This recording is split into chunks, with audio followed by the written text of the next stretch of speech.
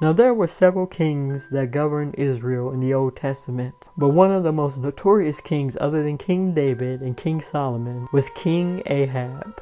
King David was known as a man after God's own heart, and King Solomon was remembered as the wisest. But King Ahab will always be remembered as the most wicked. He reigned from 874 to 853 BC. But as wicked as King Ahab was, his treacherous wife, her name was Jezabel. Now Jezabel was a daughter of a king herself. Jezebel's father's name was Ethbaal. He was king of Sidon, the ruler of the Phoenician seaport city known as Tyre. According to 1 Kings 16:31, he was the king of the Sidonians and was also a former priest of the goddess Astarte.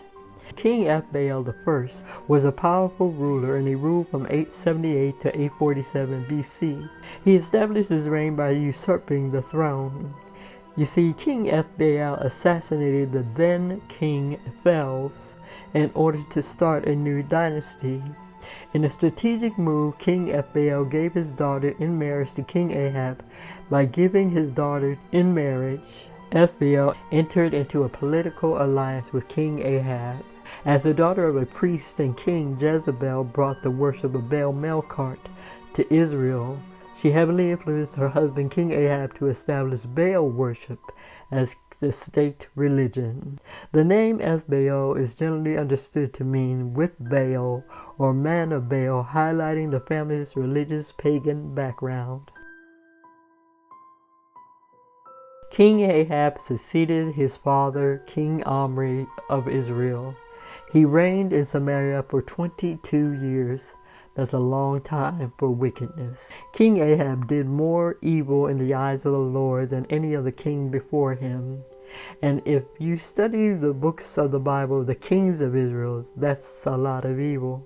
Ahab was the seventh king of Israel and fell in line with several other kings who rejected God and instituted pagan worship. He began to serve Baal and worship him. He set up an altar for Baal in the temple of Baal that he built in Samaria.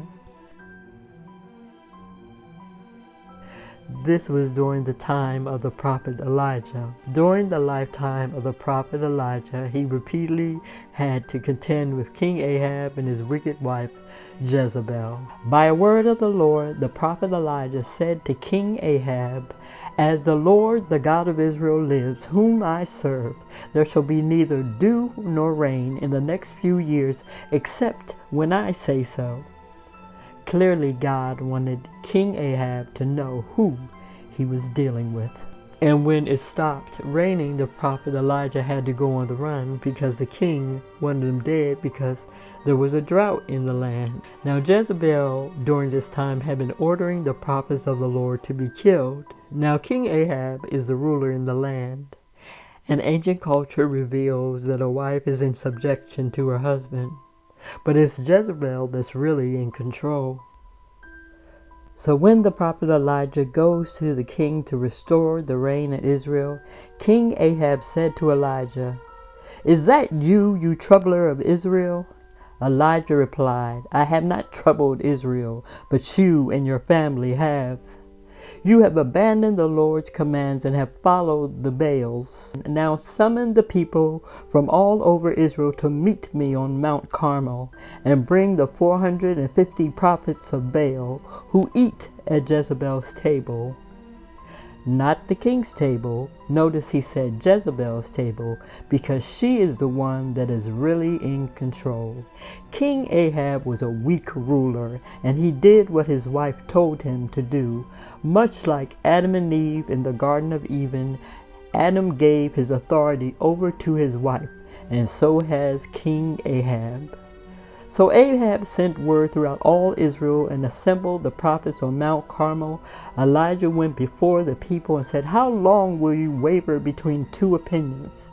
If the Lord is God, follow him, and if Baal is God, follow him." But the people passively said nothing. Then Elijah said to them, "I am the only one of the Lord's prophets left. meaning he's the only prophet willing to confront King Ahab because the other prophets are hiding in caves trying not to die. Elijah said, "But Baal has 450 prophets, so get 2 bulls for each of us. Let Baal's prophets choose one of the bulls, and I will take the other. Let them cut it into pieces and put it on the wood, but do not set it on fire. Then you call on the name of your God, and I will call on the name of the Lord, and the God who answers by fire, he is God." Then all the people said, "What you say is good."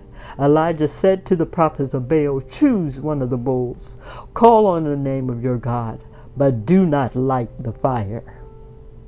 So they took the bulls given to them and prepared it. Then they called on the name of Baal from morning till noon. "Baal, answer us," they shouted. But there was no answer. No one answered. And they danced around the altar, and at noon Elijah began to mock them. "Shout louder," Elijah said. "Surely he is God. Perhaps he is deep in thought, or busy, or traveling, or maybe he's sleeping. Must he be awakened?" So from noontime until the evening they frantically prophesied until the time of the evening sacrifice. But there was no response. No one answered. No one paid attention. Then Elijah said to all the people, "Come here to me." They came down to him, and he prepared the altar of the Lord, which Jezabel had previously torn down. Elijah took 12 stones, one for each tribe of Israel. With the stones he rebuilt the altar in the name of the Lord, and he dug a trench around it, cut the bulls into pieces, and laid them on the wood. Then he said to them, "Fill me 4 large jars with water, and pour it on the offering and on the wood. Do it again."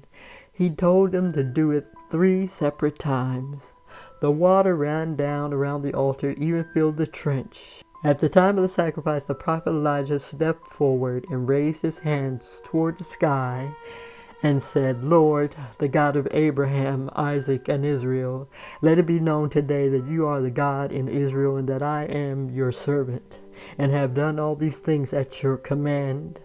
Answer me, so that these people will know that you, Lord, are God." Then the fire of the Lord fell and burned up the sacrifice, the wood, the stones, the soil, and even licked up all the water in the trench. When all the people saw this, they fell prostrate and cried, "The Lord, he is God!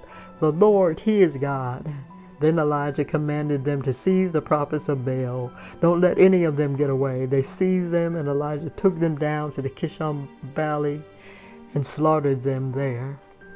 The prophet Elijah went into hiding after that, primarily because evil, wicked Jezebel, who threatened to kill him in retaliation for destroying the prophets of Baal.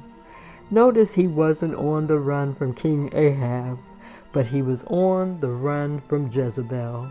This just reveals how truly wicked and out of order Jezebel was. This is the Word of the Day, and I am Michelle Parks. See you next time.